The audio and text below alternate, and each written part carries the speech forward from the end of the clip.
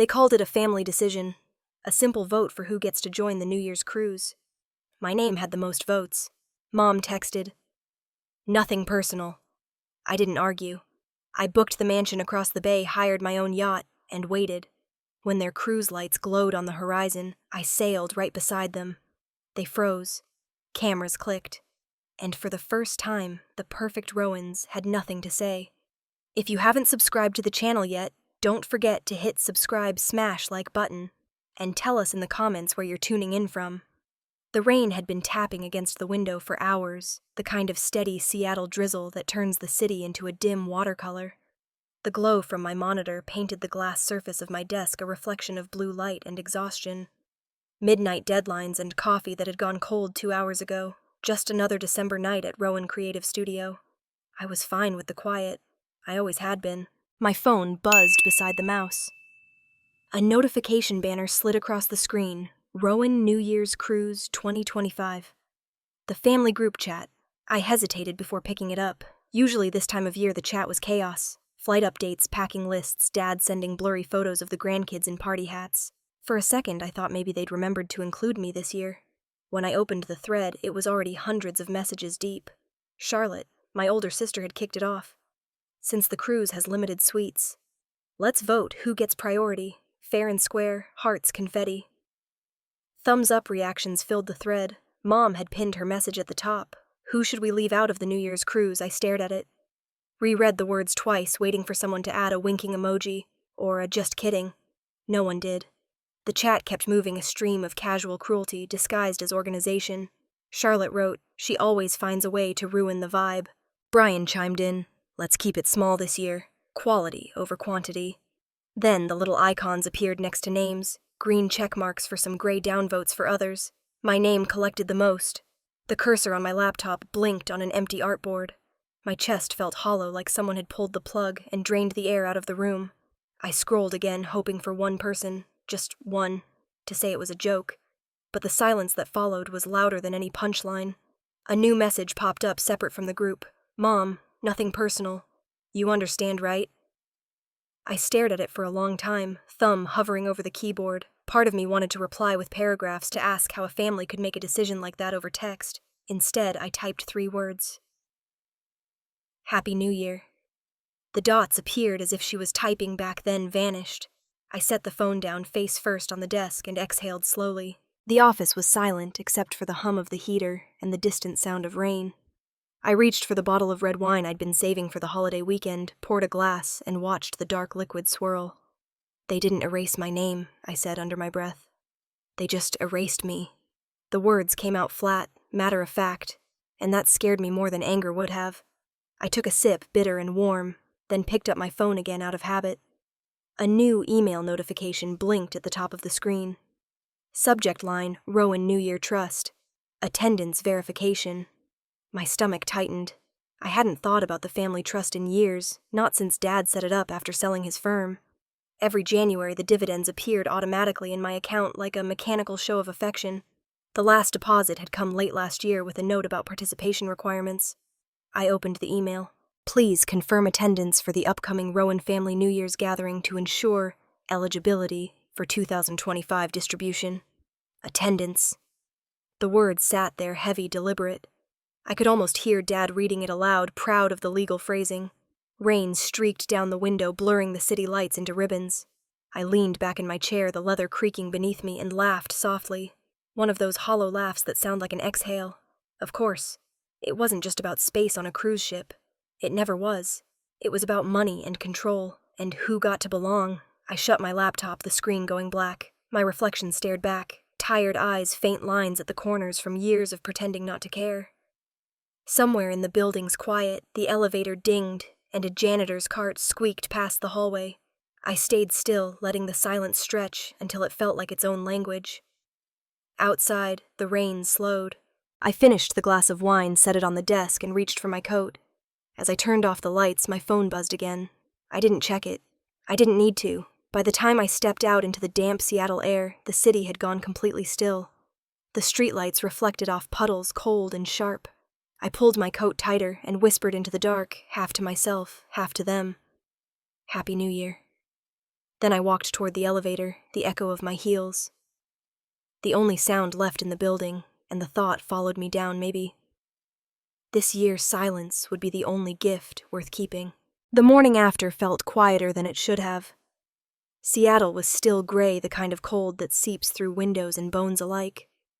I sat by the window of my apartment, coffee cooling on the table, watching the fog stretch low over the street.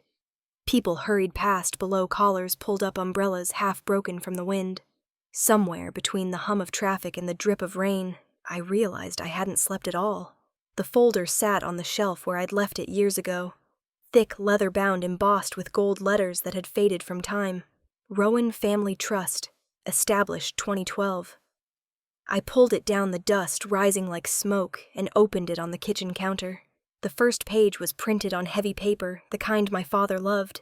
His name was on every signature line, elegant and deliberate. Beneath it, a clause I had never paid attention to until now: dividends shall be distributed to all heirs present at the annual family gathering each new year. I traced my finger along the word present. It was simple, neutral, almost kind. And yet that single word had turned into the weapon they used to vote me out. I remembered the deposits that used to appear in my account every January. Never something I counted on, just another reminder that I was still part of them in some contractual way, until last year when it didn't come. The message from the accountant had been polite. Suspended due to non-attendance. I closed the folder, pressing my palms against it. It wasn't about the money. It was about the choice. They decided I didn't belong, and the trust simply made it legal. I scrolled through my contacts until I found the number I hadn't dialed in years. Harper Lee, I said aloud as the line rang. She'd been one of Dad's financial advisors, the kind who could find a loophole in a stone wall. She answered on the third ring. Maddie Rowan. Well, I'll be damned. How long has it been? Too long, I said, forcing a small laugh. Do you still handle family trusts? There was a pause, then the sound of a pen clicking. You mean the Rowan Trust? You still have that file, I do. I said.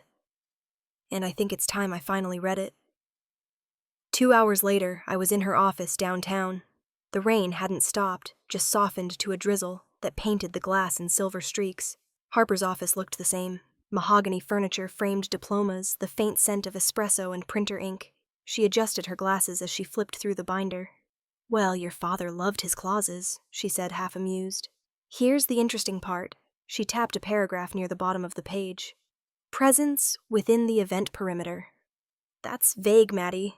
Legally, it doesn't specify that you have to be inside the main venue, only that you must be within the area of the event. I leaned forward. So, if the family is on a cruise and I'm nearby, let's say within the port district. You're covered, she finished for me. Technically, yes. You'd be considered in attendance. I couldn't help the quiet laugh that slipped out. You're serious. Harper closed the file. Completely. Whoever drafted this didn't think anyone would test it. But you could. And they couldn't cut you out without rewriting the entire agreement, which would take court approval. I sat back looking out the window where the clouds moved low over the city skyline. The drizzle had turned to mist, coating everything in a soft blur.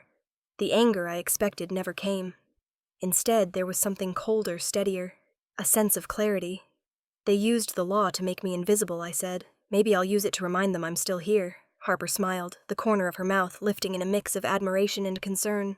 You always were your father's daughter. But Maddie, listen, don't let this turn into a war. These things, they get messy. I met her eyes.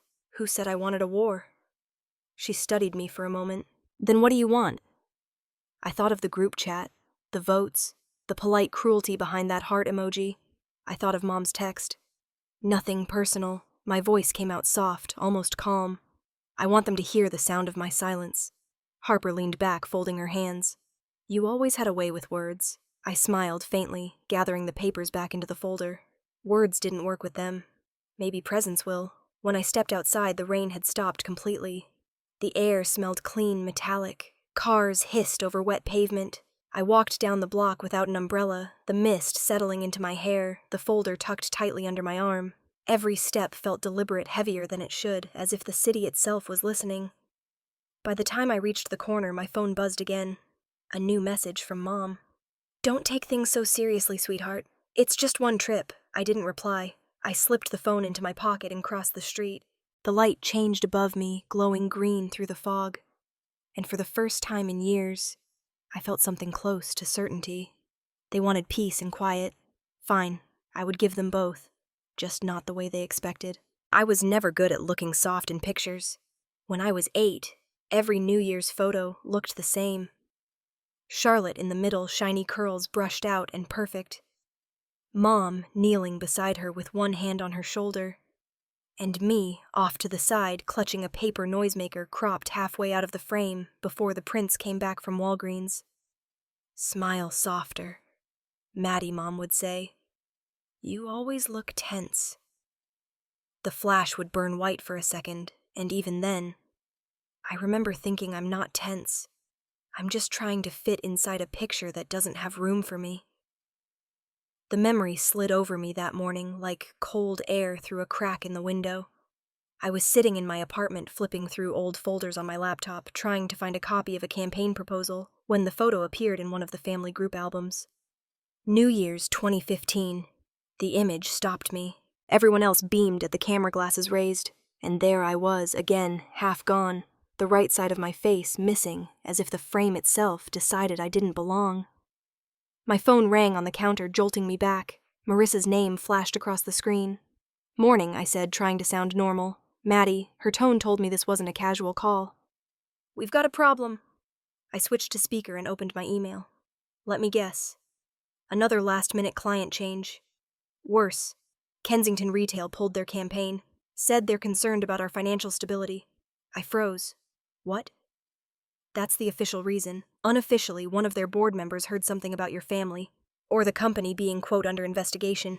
It's nonsense, but it's spreading. I closed my laptop. Where did they hear it, I don't know yet, but the forum it came from has a Texas IP, Austin. My chest tightened. Of course it did. After the call, I pulled up the site Marissa mentioned. A professional network where agencies traded gossip disguised as industry news. The post had been up for 48 hours anonymous, written in the clipped tone of someone pretending to care.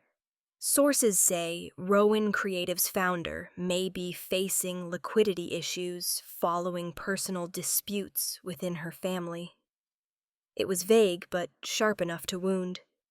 I traced the digital trail just far enough to confirm the location. Austin, my mother's city. I didn't need proof. The pattern was too familiar. When I was 12, she told a teacher I was too emotional to be in advanced art.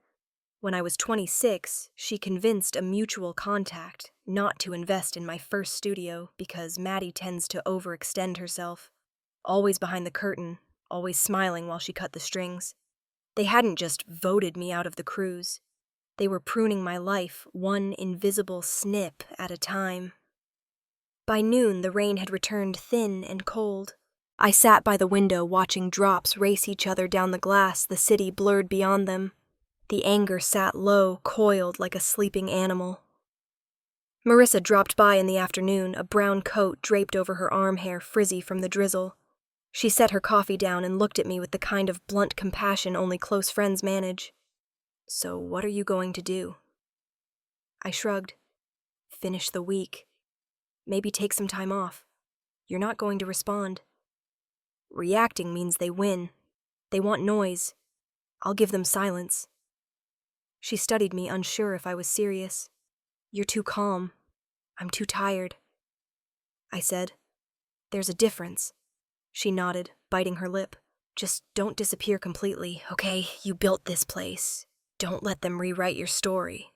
When she left, the office felt emptier than usual. I shut off the overhead lights and let the city's gray seep in through the blinds. The only sound was the hum of computers sleeping. Driving home, the freeway shimmered under streetlights, the kind of early evening that felt like forever twilight. The wipers scraped against the glass in steady rhythm. My phone buzzed on the passenger seat, a flood of new messages in the family chat. I knew before I looked. I parked outside my apartment and finally opened it. Photos filled the screen, Charlotte posing with luggage tagged for San Diego. Brian grinning beside their parents at the airport lounge. Champagne glasses, glitter, filters, fireworks, emojis. The latest message sat at the bottom from Charlotte. "This year, Peace only. I let out a short breath that might have been a laugh. Peace. I whispered into the quiet car. I'll show them peace. The rain I eased to a mist, the kind that barely touched the windshield. I turned off the ignition but didn't get out right away. The reflection of my phone's light floated over the steering wheel, bright and cold. They could have kept their peace. They could have left me alone. But instead, they'd reminded me exactly who I used to be, and who I wasn't anymore. Outside, the city breathed a low hum, and the first hint of fog rolled in from the sound. I sat there until the world felt still enough to move again, then gathered my bag, locked the car, and walked toward the elevator. Every step echoing like the start of something I hadn't yet named. The air in San Diego smelled like salt and sunscreen instead of rain. The warmth hit me the second I stepped out of the airport, sharp and clean sunlight glinting off windshields and palm leaves. After weeks of gray Seattle skies, the blue felt almost artificial, too bright to be real. I rolled my suitcase across the pickup lane and slid into the rental car, letting the ocean breeze spill through the half-open window.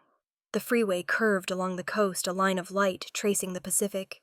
I hadn't been back to this part of California in years, not since a client photo shoot in Coronado. The closer I got to the marina, the louder everything became. Music from bars, gulls circling the pier, the hum of a city that didn't know how to be quiet. I parked across from the cruise terminal and stepped out.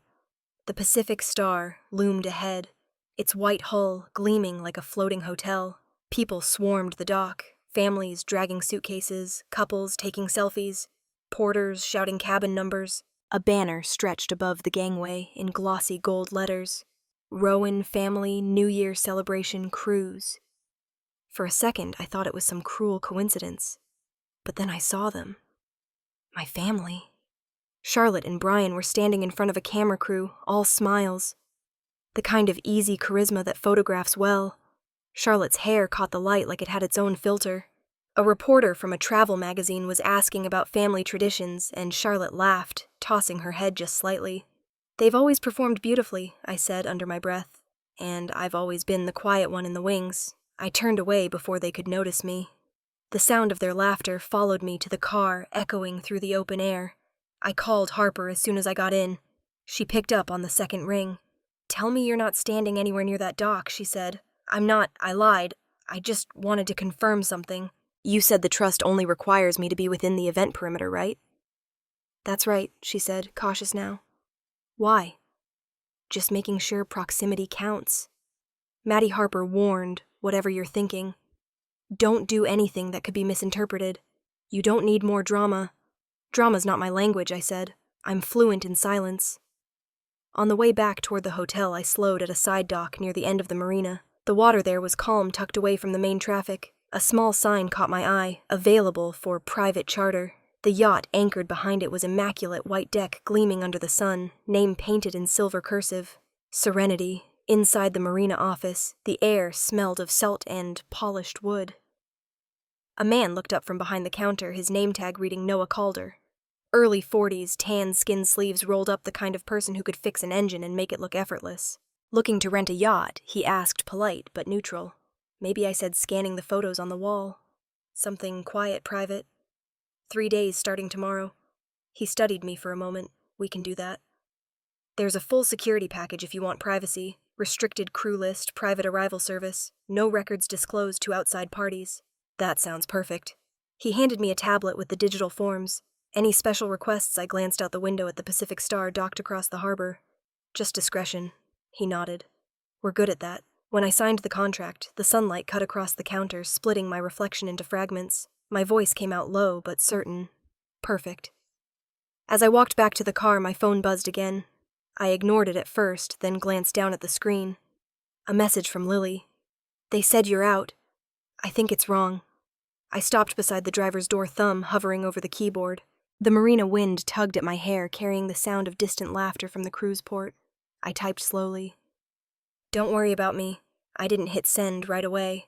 I looked out across the water, where the Pacific Star gleamed like a postcard. Beyond it, the horizon stretched endless and bright. They thought they'd voted me out. They'd forgotten one thing. Silence travels. And so does I. I pressed send. slipped my phone into my bag, and started the engine. The car hummed to life, the radio catching a fragment of a New Year countdown ad. As I pulled out of the parking lot, the yacht's white hull flashed once in my rearview mirror, catching the sun like a signal. By the time I merged back onto the freeway, I already knew what I'd do next. The keys were waiting for me at the marina office. Sleek silver attached to a tag that read, La Jolla Mansion. I drove up the coast that morning, December 29th, the sun already high and gold over the Pacific. The highway curved above the cliffs, white gulls gliding beside me, waves breaking far below. The GPS said 20 minutes from San Diego, but it felt like I was driving into another life. The mansion stood at the edge of the bluff, its walls white as salt glass stretching from floor to ceiling. The agent handed me the remote for the gate, wished me a happy new year, and disappeared down the driveway. When I stepped inside, the house opened like a breath. Warm wood floors, open space, sunlight bouncing off the ocean. Everything smelled faintly of citrus and sea air. I left my bag by the door and walked toward the wall of windows facing the water. The Pacific spread wide and endless, a sheet of blue glass. I could hear waves crashing against the rocks below, steady and indifferent. Every step echoed softly down the hallway, each one stirring memories I hadn't asked for. When I was 16, Mom threw a New Year's gala in Austin. Charlotte wore a gold dress that shimmered under the chandelier. I was told to stay home and keep an eye on the house. I'd watched fireworks from the backyard that night, the sound of champagne corks from next door bleeding through the fence. Every year after it was something new. Sick relative travel limit. You know how you get around crowds, dear. They were always so considerate. Now, walking through a house I'd rented myself, paid for with my own name on the wire transfer. It hit me how far away that girl felt. They'd thought I couldn't live without them. Their only mistake was teaching me how to stand alone. I opened my laptop on the kitchen island. The marble gleamed under the afternoon sun. My banking app showed the numbers in clean black font. More than enough to cover both the yacht and the mansion with room to breathe. No debt, no favors, no guilt. Just mine. Outside, a small private dock stretched into the water, the wood newly varnished. From the terrace above, I could see the yacht Noah had arranged sitting quietly at anchor. It looked smaller than the cruise ship, but more deliberate, more mine. The intercom buzzed. "Miss Rowan, it's Noah. Just checking the dock connections." His voice was calm, unhurried. "Come on down," I said. He appeared a few minutes later, wearing a light jacket clipboard under his arm. The afternoon breeze caught the edge of his hair. "Everything's set. We tightened the cleats and updated the security locks. You've got full privacy here. No shared access." "Good," I said, following him out onto the deck. The sea wind brushed against us, carrying the faint echo of laughter from somewhere down the coast. He glanced at the horizon. "You planning to host anyone while you're here?" I shook my head. "Just me. Sometimes that's the best company," he said. It wasn't flirtation, just understanding. The kind of quiet people exchange without words. We stood for a moment watching the surf roll in. The late light had turned the water the color of glass and pewter. After he left, I wandered through the rooms. The kitchen lined with white oak, the guest suite facing the cliffs. The small office tucked behind a sliding door. I opened a storage drawer to look for stationery, and found an old wooden box shoved behind it. The edges were rough initials, scratched faintly on the lid. My pulse caught. Inside was a small bracelet, silver links, tarnished, the clasp broken clean through. I knew it immediately. Mom had given it to me when I was 7, to match Charlotte's. Mine had snapped the next year, and she'd said we'd fix it eventually. I never saw it again. I sat on the edge of the bed, holding it, the metal cool in my palm. All those years of small promises that quietly disappeared. It wasn't about the bracelet. It never had been. It was about what was worth keeping, and what wasn't. Evening settled slowly. The ocean darkened the lights from passing boats flickering like stars that had fallen into the water. I poured a glass of wine and turned on a jazz playlist, Miles Davis, soft and unhurried. The music filled the spaces of the house without echoing too much like it belonged there. Out past the terrace, I could see the Pacific Star, still docked across the harbor lights. Bright music drifting faintly through the wind. The Rowan family New Year celebration. Perfect as always. I wondered if they'd practiced their smiles in the mirror this year, or if it came naturally after so much repetition. I took a slow sip of wine and opened my notebook. The paper felt smooth beneath my pen. On the first blank line, I wrote December 31st. They'll see me. Not through words, but through presence. The clock on the wall ticked softly. Somewhere out at sea, a ship's horn sounded low and distant. I closed the notebook, set it beside the glass, and stood at the window, watching the reflection of the mansion lights shimmer across the water until the sea and the sky were the same color. Then I turned off the lamp, letting darkness and the ocean take the rest of the night. Austin always looked prettier in other people's memories. By the time the sun climbed over the pecan trees that morning, the Rowan house already smelled of polished wood and lavender cleaner. Mom's voice carried down the hallway, sharp and practiced.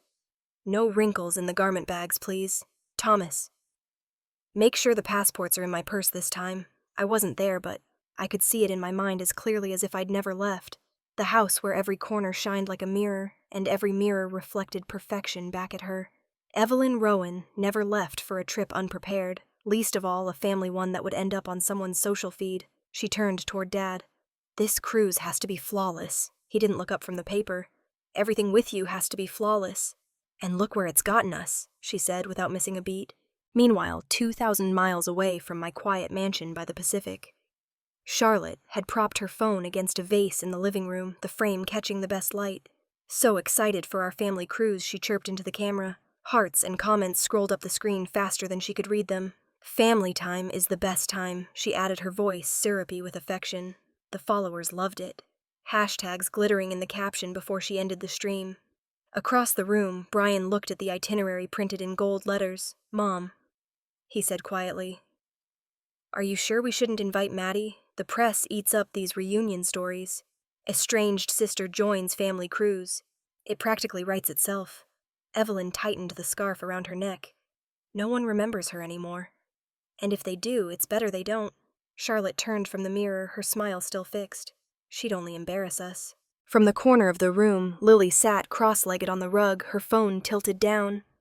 16 and silent, she watched her mother's reflection shimmer in the glass screen. When Charlotte's message popped up in the group chat, she'd only embarrass us. Lily's fingers froze over the keyboard. She scrolled up, reading the full thread, each comment cutting sharper than the last. No jokes, no hesitation, just certainty. The kind of cruelty that comes easy to adults who believe they're right. That night, when the house finally quieted, and the suitcases stood by the door, Lily lay awake. The blue light from her phone lit half her face. She opened the group chat again, her thumb hovering over the images. Her grandmother's words, her mother's, the downvotes beside my name. Then she took screenshots one after another until every message was saved. She created a new email address and typed slowly. Story you might want. The subject line felt too formal, too grown up. But she didn't delete it. She attached the images, her hands trembling slightly. Before hitting send, she whispered into the dark. I'm sorry, Aunt Maddie. Then she pressed the button and watched the screen flash. Message sent. Down the hall, Charlotte's voice rose in a muffled argument. Brian, what did you tell Mom about the trust? Nothing, he said. I told her we shouldn't mess with it. Charlotte followed him into the study, lowering her voice, but not enough. You know I had Harper review the terms last year. It was just a technical update. Why would you even bring it up? Because it's shady, Charlotte. You made changes that hurt Maddie's stake. Don't act like you didn't. Evelyn appeared in the doorway, her tone even. Enough. We don't air family business like this. Charlotte crossed her arms. Maybe if Maddie hadn't made herself a victim, none of this. Charlotte, Dad cut in, voice low but final. Drop it. Silence settled heavy after he left the room. Later, Evelyn knocked lightly on Lily's door. You asleep, sweetheart? Lily shut off her phone, slipping it under the pillow. Almost. Her mother stepped inside, tucking a strand of hair behind Lily's ear. You're quiet tonight. Are you nervous about the trip? A little, Lily said. Well, tomorrow will be fun. Everyone together, no drama. Evelyn smiled, unaware of the phone still warm under the pillow. When the door closed, Lily exhaled slowly. The guilt was sharp but fleeting. What she'd done didn't feel wrong. It felt necessary. Downstairs, Charlotte was repacking the same suitcase for the third time when she realized her phone wasn't where she left it. Lily. She called. No answer. Minutes later, Evelyn appeared in the doorway of Lily's room, again sharper now. Hand me the phone. Lily hesitated. Why? Because I said so. Evelyn snatched it, scrolling through the screen. The empty inbox blinked back at her. What did you delete? Nothing. Lily said, eyes steady. Evelyn's face tightened, the perfect composure cracking. Don't meddle in adult matters. You don't understand how families work. Maybe I do, Lily said quietly. Maybe she deserved better. For a long moment, neither of them moved. The sound of Charlotte's voice floated up from downstairs, still filming something cheerful for her followers, still pretending. Evelyn dropped the phone back on the bed, the words slipping out before she could stop them. You'll thank me one day for teaching you how to keep peace. Lily looked at her mother, calm and unblinking. If that's peace, she said, I hope I never learn it. Evelyn turned away, tightening her robe. Her reflection caught briefly in the hallway mirror. Perfect posture, perfect control. The cracks too small for anyone but herself to see. Morning light flooded through the windows of the La Jolla mansion, gold and bright enough to hurt my eyes. I hadn't drawn the curtains. The Pacific had a way of demanding attention whether you wanted it or not. My laptop sat open on the table beside a cup of untouched coffee. It was supposed to be a morning for work. One more revision on a client pitch a quiet few hours before the city came alive. But somewhere across town, a story I hadn't asked for was beginning to breathe on its own. At the offices of the San Diego Sun, Jordan Pierce opened his inbox. I didn't know him yet, didn't know that he would become the accidental narrator of my family's undoing. The subject line in his new email read, Story you might want. He clicked it. There was no message, just attachments, screenshots of a group chat, our group chat. The familiar text. Who should we leave out of the New Year's cruise? The thread full of hearts and laughing emojis. Charlotte's remark, Mom's signature cruelty, softened with a red heart. My name beside the highest number of downvotes. He enlarged the image, saw Rowan family at the top, and felt the story forming in his mind.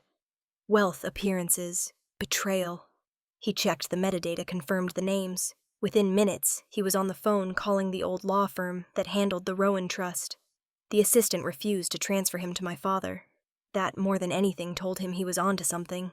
He opened a new document, typed the headline in bold, then paused. Something about the story felt raw, too personal to rush. Instead, he saved it to drafts, grabbed his camera, and called an editor. Keep an eye on the Pacific Star doc this week, he said. I think the Rowans are about to have their new year ruined. Back in La Jolla, the ocean was a sheet of silver under the sun. I had just finished adjusting the final slides of a presentation when Harper's name flashed on my phone. Her voice was brisk, controlled. Maddie, I wanted to give you a heads up. There's chatter online about your company. Rumors that the business is unstable. Let me guess, I said. Austin. Likely, she said, but don't react. These things burn out faster if you don't feed them. I wasn't planning to. At this point, silence feels like oxygen. She hesitated. Still watch your timing. They're trying to rattle you before the payout deadline. After the call, I stared out at the horizon. The water shimmered blinding in the distance, the same way lies shimmer when they're fresh. They'd been talking about me for so long they'd forgotten what truth looked like. When people lie enough, truth doesn't need to run. It just waits for them to collapse under the weight of their own stories. The sound of the intercom broke the stillness. Package for Ms. Rowan.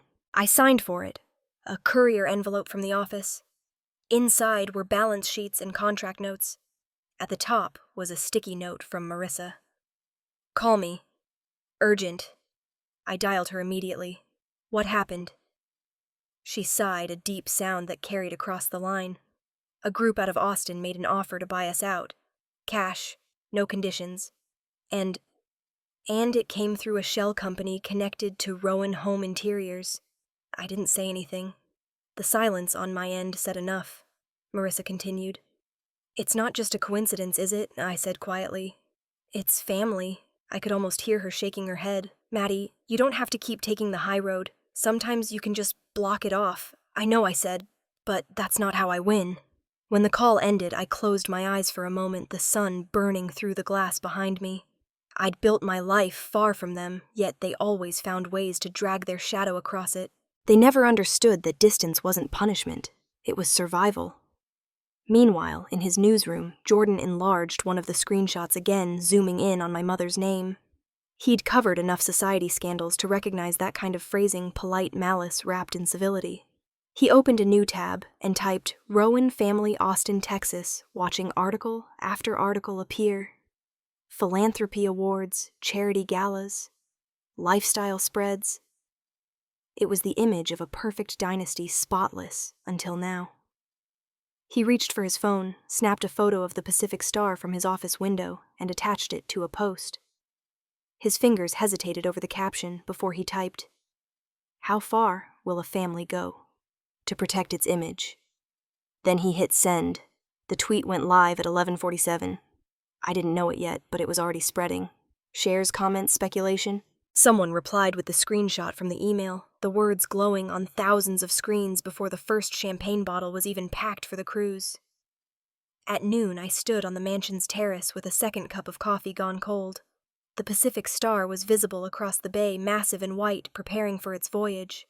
I could hear faint music drifting from the dock, someone testing the speakers for the party. The phone buzzed again, messages pouring in from colleagues and acquaintances, pretending to check in. Saw something online. Hope you're okay. Ignore the noise, people are bored. I silenced the phone and let it fall to the lounge chair beside me. Somewhere out there, my family was still smiling for cameras, blissfully unaware that the tide had already turned. I looked out at the horizon until the line between sea and sky blurred into one. Then I whispered to no one in particular, "Let the water carry what it will." The marina was alive before sunrise. By 7, the air in San Diego buzzed with the kind of energy that only comes from wealth and spectacle. Valets shouting names, camera crews hauling tripods, champagne glasses already clinking in plastic trays. The Pacific Star sat docked like a floating city, lights glittering even under the morning sun. From the second level of the terminal, I could see the blue banner stretching across the entrance, Rowan Family New Year Celebration Cruise. The letters were so large, they almost mocked me. Charlotte arrived first, stepping out of a black SUV, in a white dress that shimmered like it had its own spotlight. Evelyn followed, every hair in place, a deep sapphire gown hugging her frame. Brian trailed behind them, hand on Lily's shoulder, his smile thin enough to split. The film crew circled, adjusting angles, calling for another take, as though it were a movie, and not a life they'd rewritten. "Smile naturally, we're on camera," Evelyn called, tightening her shawl. She placed a manicured hand on Charlotte's back. Head up, shoulders relaxed. No tension. Lily looked at her father, whispered something, but he didn't hear. His grin held. I didn't need to be there to picture it. I was watching it from my window at La Jolla. The house sat high enough that with binoculars I could see the flicker of the event from miles away. The cruise terminal sparkled in the distance, people moving like ants, small and frantic. For years I thought I wanted to be among them. I thought belonging was an invitation you could earn, if you behaved, if you worked hard enough, if you said the right things. But standing here, the sea stretching endlessly beneath the glass, all I felt was pity. I used to ache for a place in their picture. Now I just felt sorry for anyone who had to keep pretending to be happy long enough to convince a stranger they were. My phone buzzed beside the coffee cup. A message from Harper. "They just filed a request to suspend your share for this year. I already submitted the residence certificate confirming you're in the event zone. They can't touch it." I smiled to myself. "Thank you, Harper. Let them play their roles." A minute later, another notification. "Noah, boat's ready whenever you are. Weather's perfect." I grabbed my coat and walked down to the dock. The path curved along the cliff lined with seagrass and white stones. Below the yacht waited sunlight dancing off the polished metal. When I stepped on board, the cool breeze met me like a question. I ran my hand along the stainless rail, the metal cold against my skin, the salt air sharp in my lungs. Noah checked a few switches near the helm. "Engines are primed. You want to take her out later or just stay anchored?" "Stay for now," I said. "I'll move when the light's right." He nodded. "You'll have the best view of the fireworks from here." As he left, the sound of his footsteps faded into the hum of the tide.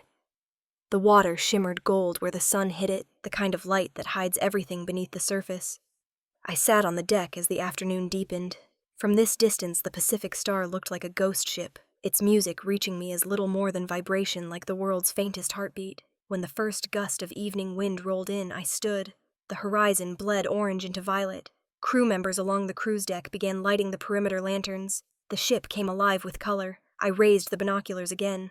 There she was, my mother, standing near the rail surrounded by photographers. From this far, she looked smaller than I remembered, her movements deliberate, but uncertain. She adjusted her shawl, the gesture oddly fragile. The sight didn't sting like I thought it would. It just quieted everything. The wind lifted my hair, carrying with it the distant echo of laughter, of glass clinking, of a world I used to chase. I let it all wash over me, then turned away from the sound. The sky was darkening now, the first lights from the city beginning to flicker to life. I stepped to the edge of the yacht and watched the reflection of my own silhouette ripple over the waves. The water moved, but I didn't. Tomorrow, the year would turn. And when it did, they would still be who they'd always been. I'd simply learned how to exist outside the frame. The marina pulsed with noise that night, the kind that vibrated through concrete and skin. It was New Year's Eve, the kind of chaos San Diego lived for. Street musicians played along the promenade, children waved sparklers, and the sky was already rehearsing for midnight. Trial bursts of fireworks exploding and dissolving in smoke over the bay. The announcer's voice crackled through the loudspeakers, steady and official. Pacific Star. Boarding begins in 15 minutes. I could see the cruise ship glowing from where I stood on the private dock. Its lights shimmered on the surface of the water like a string of broken pearls. The crowd near the terminal swayed as if pulled by the ship's gravity. Everyone desperate to be part of something grand. Behind me, Noah finished the last system check on the yacht. The engines purred low, steady like a held breath. The deck lights came on, soft, golden, nothing flashy. I'd asked for that. This wasn't a parade, it was presence. He looked up from this console. You sure you want to pull alongside them now? We can wait until after they board. I watched the Pacific Star's gangway lower the flash of cameras firing across the marina. No, I said quietly. I want them to see me. No introductions, no words. Just see. Noah nodded once and moved toward the helm. The yacht eased away from the dock, the ropes slipping soundlessly into the water. The engines hummed as we drifted forward, cutting through reflections of light and smoke. The air smelled of salt champagne and burnt fireworks. The closer we came, the louder the noise grew. Music from the cruise deck, laughter from the crowd. I stood near the bow wind, lifting my hair, the city lights painting faint colors across the surface of the sea. Ahead, the Pacific Star waited, massive and smug, draped in gold and silver streamers. Somewhere on that deck, my mother was telling a photographer where to stand. Make sure you get the skyline behind us, she'd say, adjusting her posture, that trained smile frozen in place. Charlotte would tilt her chin the same way Brian, grinning stiffly beside her. The Rowans, picture perfect as always, but the picture changed before they realized it. From the crowd, a murmur began, small at first, like the ripple before a storm. Someone pointed toward the water. Isn't that Maddie Rowan? The words carried soft but sharp. Heads turned. The murmur became a wave. On the Pacific Star's deck, Charlotte's smile faltered. Evelyn's hand froze mid-gesture. For a second, she didn't recognize me. Or maybe she did, and that was worse. Her lips parted slightly, eyes narrowing as if focus could erase distance. Thomas leaned in, his voice low. Who invited her? No one answered him. The yacht continued forward, gliding into the bright halo of the cruise's spotlights. Cameras clicked, phones lifted. 1,000 lenses trying to make sense of the tableau. The shining cruise liner, the smaller yacht sliding beside it, and one woman standing alone on its bow, unmoved. Noah slowed the engines. We're alongside, he said softly. I didn't reply. I just stood there, hands at my sides. Eyes locked on the deck above. I could see their silhouettes now. The familiar outlines of people I'd spent half my life trying to please. They looked smaller from here, like ornaments on a mantelpiece. My mother's blue gown rippled in the wind, perfect and ridiculous all at once. The noise of the crowd dimmed around me. Even the fireworks seemed to pause, the sound sucked out of the air. I thought of every dinner where I'd bitten my tongue, every conversation that ended with me apologizing for existing. Tonight, I wouldn't raise my voice. I wouldn't need to. Noah stood behind me at a respectful distance. Want me to anchor? Not yet, I said. From the dock, Jordan Pierce lifted his camera. He'd been waiting for hours, drawn by the whisper of a story. When the yacht came into view, he didn't speak. He just started shooting. frame after frame. The woman on the yacht, the family frozen on the cruise deck, the distance between them, the kind no bridge could close. "This one doesn't need a caption," he muttered to his assistant. Evelyn took a step forward, her heels clinking against the deck floor. For a moment, I thought she might wave. Instead, she wavered. The smile slipped entirely, and something in her posture bent, not physically but in spirit. She stumbled back just once, enough for Thomas to reach out and steady her. "Mom!" I heard Charlotte's voice faintly through the wind. Evelyn didn't answer. She was staring straight at me the same way she used to when I disappointed her. Except this time, she was the one caught unprepared. I held her gaze until she looked away. The yacht drifted closer, only a few yards separating us now. My reflection shimmered against the hull of their ship, my shape folding into theirs for one fragile second before the next wave erased it. Noah looked toward me again. "We should hold position." I nodded. The engines quieted, leaving only the sounds of the sea, the creak of ropes, and the faint murmurs of the crowd who had stopped pretending not to watch. The flash from Jordan's camera cut through the air white and bright, then another and another. Up on the deck, my family turned away, shielding themselves from the attention they used to crave. And I stood there still and silent, while the noise faded into the distance, until all that remained was the sound of water brushing against the yacht's hull, steady and calm like a heartbeat I'd finally reclaimed. The crowd scattered like a startled flock, camera flashes popping in every direction. Security staff in crisp Navy uniforms hurried to form a barrier between the boarding line and the commotion. The loudspeakers kept repeating Pacific starboarding in progress, but no one seemed to hear. All eyes had turned toward the woman stepping off the smaller yacht. My heels struck the metal ramp, each click clean and deliberate. The wind came off the water sharp and cold, catching the hem of my dark coat so that it rippled behind me. Somewhere above, a drone buzzed, one of the tourists live streaming the spectacle. The port lights washed everything in gold. Mom moved first. Even from a few yards away, I could see the muscles in her face fighting to keep that practiced smile in place. She straightened her shoulders, glanced once toward the reporters, and walked toward me as if this were just another family photo that needed fixing. "Madeline," she said, voice brittle, but smiling for the cameras. "This is really unnecessary. You're making a scene." I stopped at the edge of the dock. "I didn't make anything," I said quietly. "I'm simply here." Her eyes flicked toward the lenses circling us. "You're being cruel. You knew we'd be filmed tonight." "I knew," I said. "That's why I'm not saying anything." Behind her, Dad stepped forward, his tone roughened by years of courtroom habits.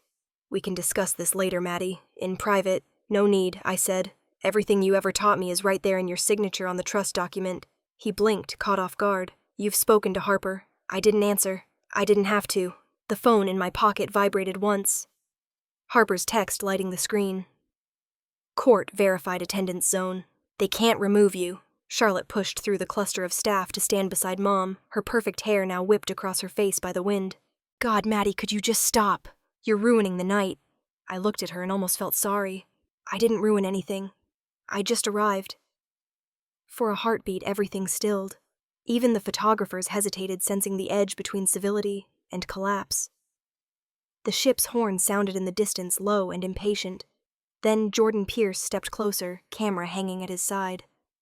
"Ms. Rowan," he said evenly. "Would you like to make a statement?" I turned my head toward him, met his eyes, and smiled. Small, calm, final. "I don't have a story to tell." I said. "They do." The words hung in the air, soft but heavy enough to tilt the balance. The crowd shifted, murmuring. Someone's phone went off with the chime of a live notification. Charlotte's composure snapped. "You were never part of this family anyway," she shouted, her voice cutting through the noise like glass breaking. The crowd gasped, flashes exploded, reporters leaned forward. Mom's hand shot out, grabbing Charlotte's wrist. "Enough," she hissed, her painted smile gone. The cameras caught it all. The fear, the fury, the truth, too sudden to hide. For a few seconds, the world slowed, the reflection of the cruise lights trembling across the water, the taste of salt in the air, the click of shutters capturing every expression I had waited years to see. Mom's face pale and cracking under the weight of control. Charlotte's red with the realization that she'd just handed me everything I'd never needed to say. I didn't speak. I just turned slightly toward the water, feeling the cold mist touch my skin. Behind me, the commotion swelled. Security radios, reporters shouting questions, passengers whispering names they'd never forget. Noah appeared at the edge of the pier, expression steady, waiting for a signal. I nodded once. He guided the yacht backward, its lights gliding over the water until it floated just beyond the reach of the chaos. The last thing I saw before turning away was Mom stepping back unsteady as another flash went off. The image would be everywhere before midnight. The perfect family unraveling in public, their silence louder than any apology could ever be. I walked back toward the yacht, the dock vibrating faintly under my steps, the sound of celebration from the crews now distant and hollow. The night air felt lighter. Not triumphant, just free. The yacht moved like a heartbeat against the water, slow and steady. Each wave tapped the hull, a quiet rhythm beneath the faint crackle of fireworks, testing their timing across the bay. The reflection of color rolled over the surface. Red, gold, white. Then vanished into the dark. I stood near the railing, watching the Pacific Star fade into the distance. The noise from the marina had softened, replaced by the hum of the city preparing for midnight. The air was warm, scented with salt and smoke, the kind of night that feels both loud and empty. On the cruise, chaos bloomed. Charlotte scrolled through her phone, her perfect smile collapsing as headlines began to multiply. Elite Texas family exposed for voting out their own daughter. Every outlet had a variation of it, each more ruthless than the last. She tried to refresh the page as if the act alone might rewrite it. Brian sat beside her phone in hand, but unmoving, his silence, the first honest thing about him in years. Across the suite, Dad paced, barking into his phone for their lawyer. Evelyn sat apart, the hem of her gown brushing the floor, hands clasped around a glass of champagne. She wasn't drinking. Her lipstick was smudged, her eyes fixed on nothing. Jordan's live stream ran on a muted screen in the corner of the lounge, his voice carrying even through the muted feed. "Sometimes silence speaks louder than any press release," he said to the camera. And tonight silence came wrapped in a white yacht, back in La Jolla. The mansion lights cast long lines across the living room floor. I opened the balcony doors. The wind rushed in, lifting the curtains until they fluttered like ghosts. From the cliffs I could hear faint music. Crowds counting down to the new year, champagne corks, the fireworks now booming full force. The sea answered with its own applause, waves crashing into rock. I leaned against the frame of the door, glass of wine in hand. They spent their lives building an image so pristine, it didn't allow for air. All I ever had to do was step back and let them suffocate in their own picture. The phone buzzed once. A text from Lily Aunt Maddie. "I'm proud of you." I smiled, soft and small, setting the glass down beside me. For the first time in years, I didn't feel like a ghost orbiting someone else's life. I stepped outside the balcony, cool under my bare feet. The fireworks burst higher now. Bright veins of light stretching over the bay. In the distance, the Pacific Star was a glittering blur, drifting farther into the dark.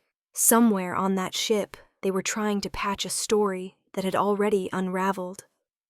I took another sip, watching the gold reflections paint the waves. The wind tangled my hair, but I didn't fix it. I didn't need to anymore. All the noise, the music, the fireworks, the city, fell away until there was just the steady pulse of the ocean and the soft hum of the yacht anchored below. The night held its breath, waiting for the clock to turn. I lifted the glass one last time toward the fading lights offshore. They still hadn't learned that sometimes the loudest sound in the world is silence. Morning came soft and gold, the kind of quiet dawn that doesn't demand anything from you. The air over La Jolla was clear enough to see the horizon curve, the ocean rolling slow and endless beneath a pale sun. I sat on the deck of the yacht with a cup of coffee warming my hands. The water lapped against the hull like it was keeping time for something new. My phone buzzed beside me. Harper's name flashed across the screen. "Happy New Year," she said when I picked up, her voice bright with sleep and satisfaction. "Good news. They withdrew the complaint. The court closed the file this morning. You keep your full share." I let out a breath I didn't realize I'd been holding. "Thank you, Harper." "Don't thank me," she said. "You did it right." Quietly. After the call ended, I stayed there for a while, watching the sunlight climb higher, glinting on the ripples. Seagulls drifted low over the water, their reflections scattering like silver petals. I finished the last of the coffee, the warmth fading as fast as the steam. and finally went inside. The mansion smelled of salt and something faintly floral from the fresh-cut lilies Noah had left in the kitchen. My laptop sat open on the counter. New messages blinked in the corner of the screen. "Marissa," I clicked. They came back, her voice filled the room through the speaker. "Kensington wants to restart the campaign. They said they admire how you handled the rumors. Said it showed integrity." I smiled, leaning against the marble counter. "Integrity or stubbornness?" "Both," she said. "Whatever it is, it worked." After we hung up, I walked to the living room and opened the window wide. The sea breeze rushed in, sweeping through the curtains, carrying with it the faint sound of fireworks still echoing somewhere down the coast. On the shelf was a photo I hadn't touched since I moved in. The last family portrait we ever took. Charlotte and Brian shoulder to shoulder, Mom in her pearls. Dad behind them with a politician's smile. Me at the edge, cropped slightly by the frame. I looked at it now, and for the first time it didn't hurt. It just looked like history, something finished. Justice doesn't always arrive with a bang. Sometimes it comes quietly riding in on a sunrise patient and soft like the tide. I picked up my notebook from the coffee table and uncapped a pen. The paper was smooth beneath my hand as I wrote, "This year I choose to stand alone, but stand strong." Outside, a few leftover fireworks burst from a nearby beach, tiny, hesitant echoes of last night's celebration. The smoke curled upward, pale against the morning light. I set the notebook aside and stepped out onto the balcony. The ocean caught the sun and threw it back in flashes of gold. Waves rolled over one another, calm and steady. Somewhere beyond the horizon, the Pacific Star was still at sea, carrying its perfect picture of a family that finally had to look at itself without anyone else to blame. I closed my eyes for a moment, breathing in the salt air. The quiet wasn't empty anymore. It was full, alive, honest. If you've ever been the one left out, the one they voted away, tell your story. Somewhere someone needs to hear it. Maybe your silence will be the sound that finally wakes them up.